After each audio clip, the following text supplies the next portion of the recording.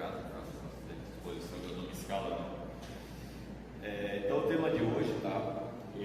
Esse livro aqui, o José Carlos Educa Força Espiritual, tem um capítulo que se chama A Dor da Partida. Porém, tudo que a gente sempre fala tem alguma relação ou deve estar contido dentro das nossas obras básicas, né? Para aqueles que não sabem, os nossos 5 livros: o livro dos médiuns, o livro dos espíritos, o Evangelho, o Céu, o Inferno e a Gênese. Então, esse conteúdo do capítulo está contido no livro dos espíritos, tá? No capítulo 3, das questões 149 a 150. Todo o conteúdo desse capítulo está, na realidade, como uma interpretação, os comentários adicionais, mas tudo, as dúvidas que a gente pode ter, as dúvidas, está tudo contido no livro dos Espíritos. Então, qual é o objetivo, né, para o estudo de o que a gente vai ler? É um tema muito amplo, mas o que a gente vai abordar sobre o tema, né? Então, primeiro, o que se torna a alma, né, após a morte e desencarno para nós espíritas? Sabe que a morte não existe. Como é que fica a sua individualidade? Como é que se processa essa separação, né, do nosso corpo físico, né, do espírito? Tá? Como é que é esse processo? Explicar também qual é o processo, tá? Para onde a gente vai, o que a gente está fazendo aqui. E também alguma coisa muito importante que às vezes a gente fica sofrendo, né, e que nós aqui encarnados podemos influenciar negativamente aqueles que já se partiram. Porque seria uma obsessão de encarnado para desencarnado, para aquele que já partiu. Então, o primeiro passo que a gente sempre tem que entender, no momento que a gente percebe, se dá conta disso, vai mudar a nossa vida. Que nós não somos, né, esse corpo, né, homem, mulher, negro, carequinha, gordinho, né, nós somos espíritos. Espíritos imortais. E nós estamos aqui para evoluir. Então, para nós espíritas, a morte não existe. Existe só uma mudança de domicílio. Tá? Basicamente é isso que acontece. A gente muda de casa. É isso que vai acontecer. A gente sabe que quando a gente vem, a gente sabe que vai. Só não sabe como, nem quando, nem a que hora, mas que a gente vai. Tá? Então a gente tem que aproveitar o máximo possível, né, esse tempo que nós estamos aqui. Então, se a gente olhar, reparar, né, nós estamos agora no Natal. No Natal a gente celebra a vida, né, o nascimento de Jesus. E nós estamos falando aqui, né, de cara, né, de pessoas que já se foram. Só que no universo, se a gente olhar, só existe vida. Existe vida. Morre a semente, nasce a árvore, nasce o fruto, a flor, né? Tudo se transforma. Então, na realidade, é só uma mudança de domicílio.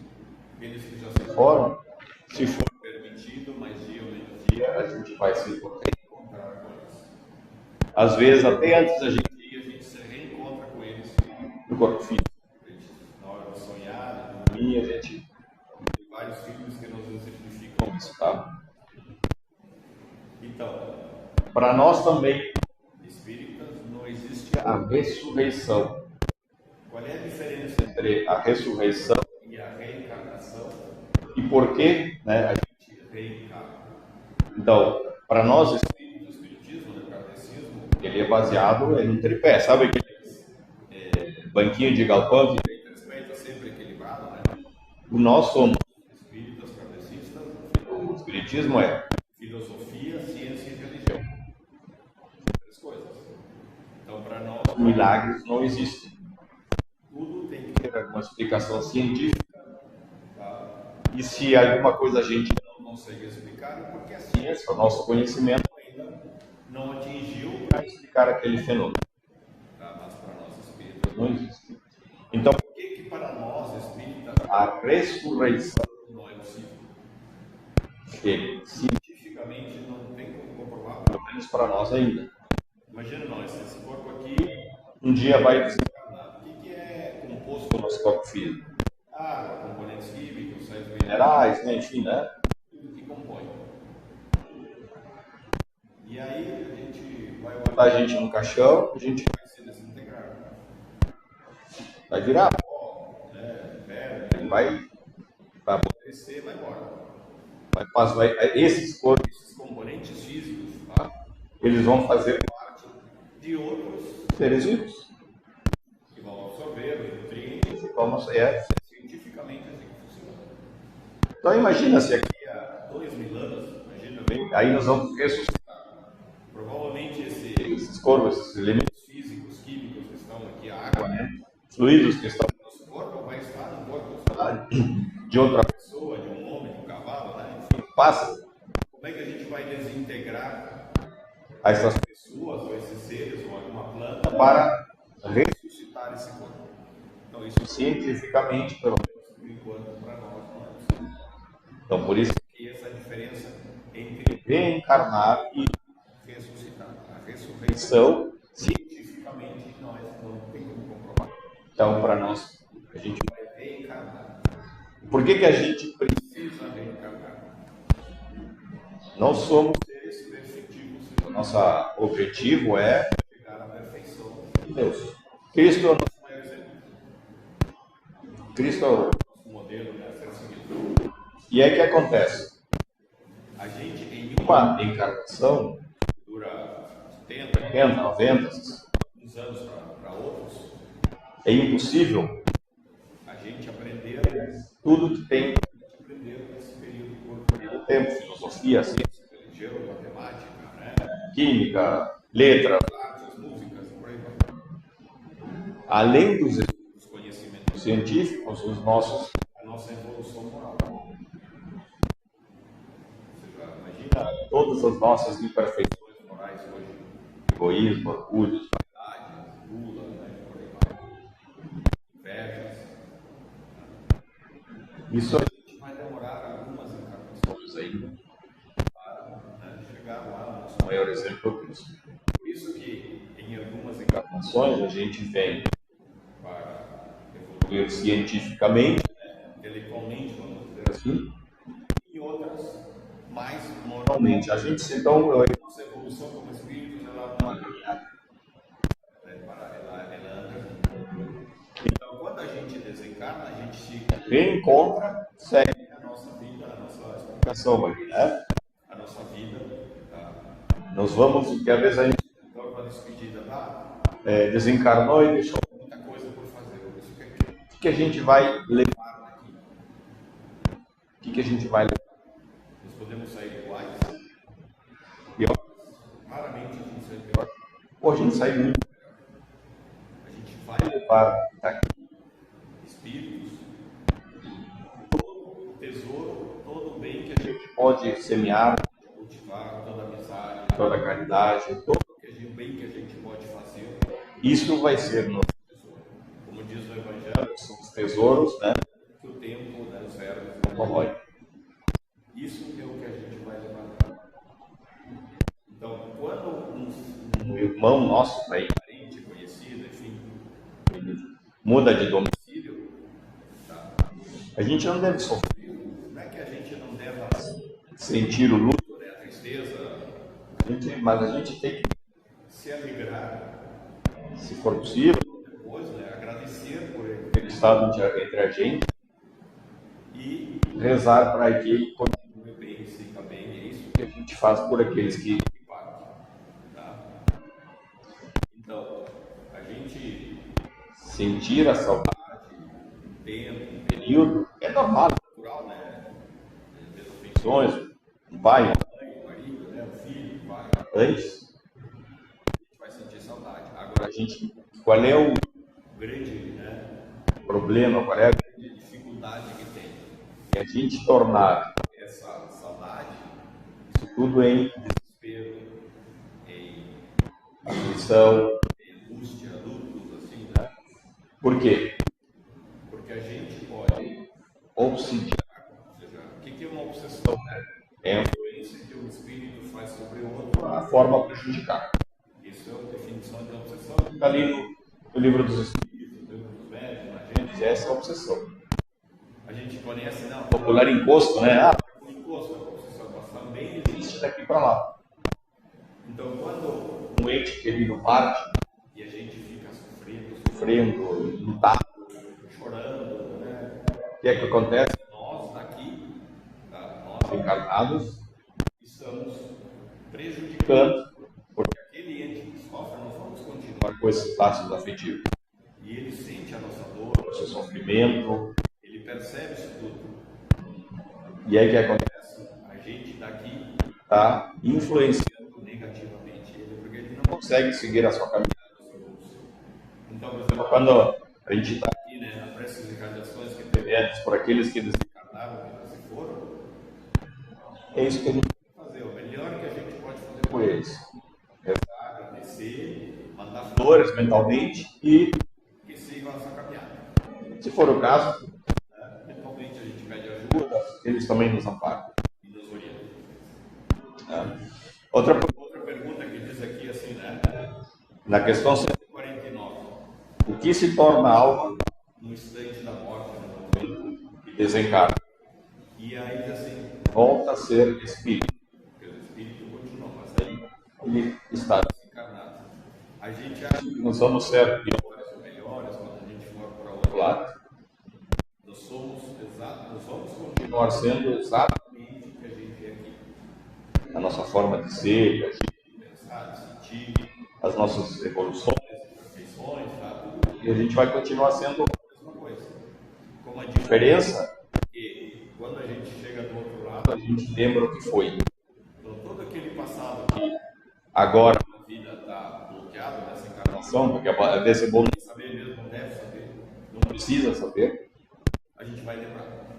Então, a gente vai recobrar, né, recuperar essa consciência, né, que nós hoje não temos. Imagina se nós soubermos o nosso passado, de repente aquele filho que está com a gente hoje, ou a esposa, ou o marido, foi um obsessor a gente teve alguma treta, um conflito em vidas passadas, imagina, né? A gente sabe disso. Talvez isso não seja bom, por isso que não se deve saber, esquece, não precisa. Então isso é extremamente importante, esse processo assim de agradecer, ou seja, saber que nós vamos seguir sendo a mesma coisa. Então tudo que a gente for aqui, nós vamos seguir do outro lado. Outra questão importante, né? Como é que... E a pergunta que a gente já está vendo, né, do desencarne, né? É dolorosa? É doer? O que é que eu vou sentir? É bem tranquilo. Por quê? Nós somos, né, somos espíritos, ficar assim, didaticamente fica mais tranquilo. Entender, né? Nós somos espíritos. Imagina, o espírito, imagina aqui em cima, assim, uma luzinha, princípio inteligente, que pensa, que age, tudo é o princípio consciência. Esse espírito. Tá? Esse espírito está preso a esse corpo físico, né? Através de laços fluídicos, né, que ligam esse espírito a esse corpo, que se chama perispírito, né, ao redor do espírito. Tudo que a gente sente no corpo está ligado no perispírito, mas quem pensa inteligente é o espírito. Então, no momento que desencarnem, o que acontece? Esses laços fluídicos se rompem, essa ligação, né? Laços fluídicos que prendem o espírito ao corpo físico se rompem, o corpo fica, né, vai se desintegrar e o espírito vai com esses laços fluídicos. O perispírito ele acompanha sempre o espírito. Esse permanece, né? Esse vai sempre evoluindo. Então, esse é o processo. Porque esse processo a gente tem medo, né? Só que ele não é doloroso, né? Às vezes assim, é até um momento de alegria para o espírito que está desencarnado. Porque como se fosse uma volta para casa. Tem um colega, ele quase passou para o outro lado. A gente pratica esporte, um dia ele passou mal, tá? Tinha suado demais e teve um desequilíbrio eletrolítico, né? Faltou água no corpo, sai e ele quase passou para o outro lado.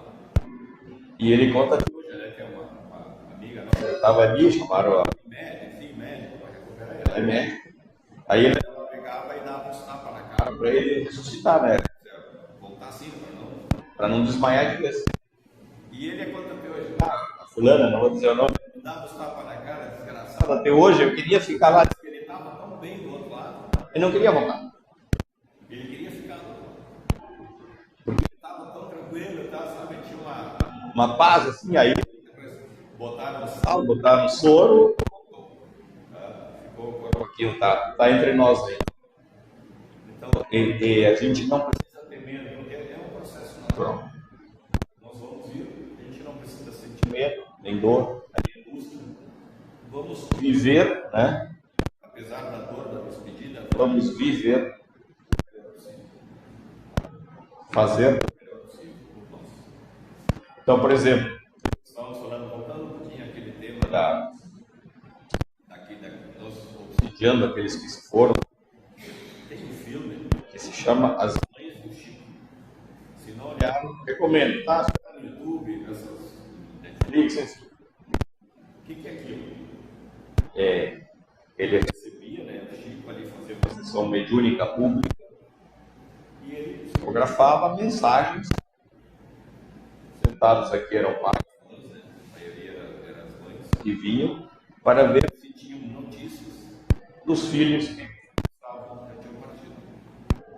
Aí se manifestavam alguns ali, deixavam o recado, João, Maria, José, o nome da pessoa, e ele lia aquela mensagem. Mas assim, era um alívio mais para aquela mãe, aquele pai que estava ali sofrendo por notícias do filho que sabia onde estava. Aí se tranquilizava e os dois, tanto o espírito como aquela mãe ou o pai, podiam, né, ficar mais tranquilos. Entende? Então isso é um processo, né? E a gente precisa ter ansiedade. Se for permitido, a gente vai se encontrar com eles durante a sono física. Esse último filme que lançaram, o Nosso Lar 2, né, que é os missionários, o mensageiro. Tá?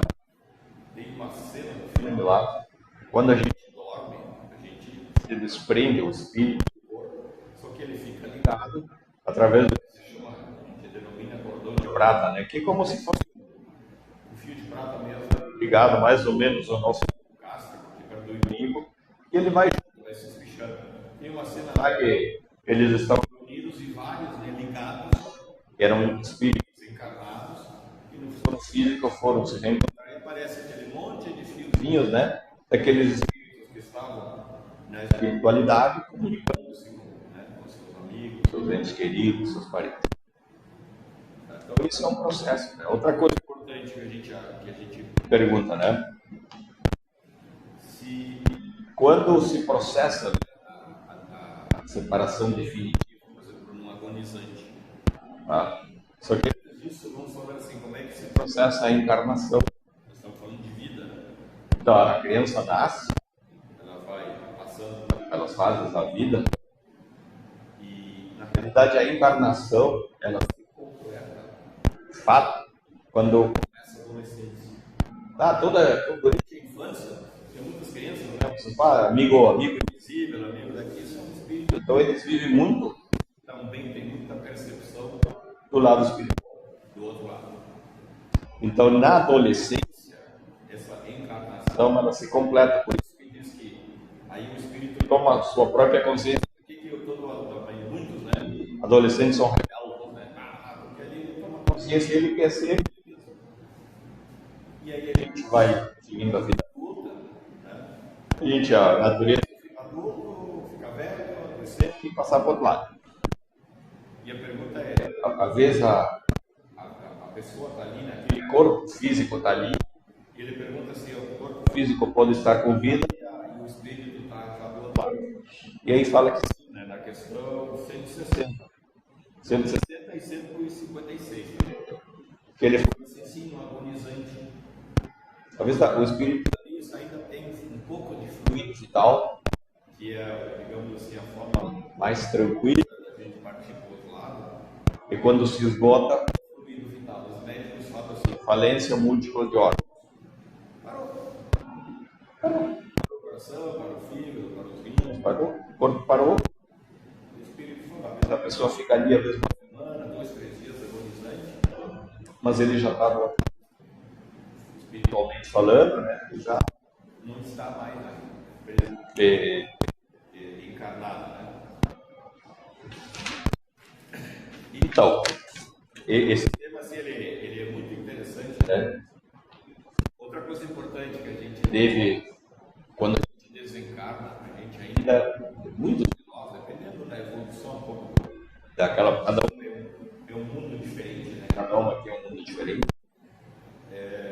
Então, quando o espírito parte para o lado, ainda muitos de nós ainda ficamos presos aqui, assim, sentindo tudo que está acontecendo ao redor. Por isso que se recomenda, tá? A pessoa desencarnou, por exemplo, fez a cremação, o enterro, o que for, sai tirando as coisas da armário, da gaveta, vendendo as coisas, espera uma semana, 10 dias, 15 dias, para depois passar para gente. Não é que não precisa ficar com aquilo. Alguns dizem que tem que ficar mais tempo, mas espera, gente. Porque aí a gente tem certeza, porque a nossa chegada lá, dependendo da nossa evolução, pode ser mais colorida, mais sofrida, né? Mais tranquila, depende de cada um de nós. Em fases aí desse cara. Mas tudo, né? Tudo na vida tudo no universo é vida. É só uma passagem de um lado para outro, né? Então, já encaminhando o nosso encerramento, né? Todos nós vamos partir. Certo? Mas a vida não vai extinguir. É uma despedida, não é um adeus, é um tchau temporário. Daqui uns dias a gente vai se reencontrar. Então a gente deve rezar, agradecer por aqueles que partiram e nós que ainda estamos aqui. Vamos pensar assim, o que eu vou levar daqui? Qual vai ser o tesouro que eu vou levar? É isso que a gente está fazendo. Nós estamos evoluindo. Que estudo eu vou fazer, que bem eu vou praticar, que reforma íntima eu vou fazer. E aí, por quê? Porque aí a despedida daquele que se foi, que foi uma grande pessoa, que foi uma pessoa de bem, de caridade, todos nós vamos lembrar bem. Vamos lembrar bem, vamos ficar alegres, vamos ficar felizes por estar, por ter, né? Vamos sentir saudade, com certeza. Que não se torne essa saudade um luto, alguma coisa desesperada, doentia, mas vamos poder assim agradecer por ter compartido, né, a nossa vida, a estar aprendido com aquele espírito de luz. Então isso é uma reflexão, tá, que nós temos que ter para nós sempre presente. Nós somos espíritos, vamos partir, não vamos sofrer demais. Vamos agradecer e fazer o bem, que aí a nossa partida e a nossa chegada vai ser bem tranquila, bem em paz, vamos ser bem recebidos. Vocês podem ser. Que Deus nos abençoe e pode ser. Que assim seja.